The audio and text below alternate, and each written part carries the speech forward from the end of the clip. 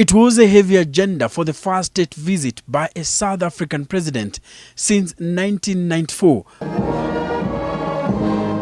with Kenya seeking to fast-track implementation of policies agreed when President Kenyatta travelled south in May. But during a joint press conference with President Kenyatta, South Africa's Jacob Zuma remained non-committal to when tough visa rules for Kenyans will be removed, despite a plea from his host. The South African president only said the issue was receiving attention.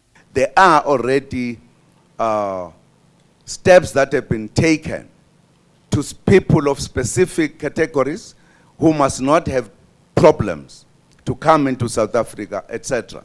And we discussed some of the issues that need to be considered very thoroughly to allow that process to come in. According to Zuma, immigration rules need attention as Kenya and South Africa have many foreigners who may take advantage of loopholes for bad intentions. His statements coming at a time when Africa and the world at large is grappling with the issue of terrorism. Both countries, South Africa and Kenya, has a lot of foreigners who are in these two countries, some of whom could use that possibility for not good reasons. And therefore, those are matters that need to be looked at as we move forward. Currently, South Africa has tough immigration rules for Kenyans wishing to travel south. Under the policies, Kenyans are required to apply for visas, pay an application fee of slightly above 7,000 shillings through a third party, and wait for not less than 5 days to get the travel document.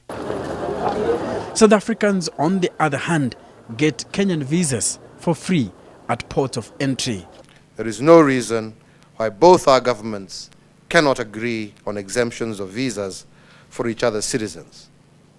I believe that such an action would go a long way to allowing our people to get to know one another and to be able to work together for mutual benefit. The president also touched on the push to have barriers impeding greater people-to-people contact between the two countries removed, examine ways to cooperate and collaborate in the security sector, especially on combating terrorism.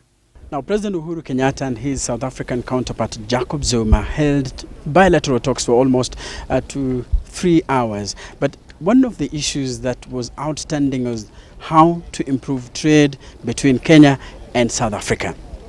Enoch Sikolia, NTV, Nairobi.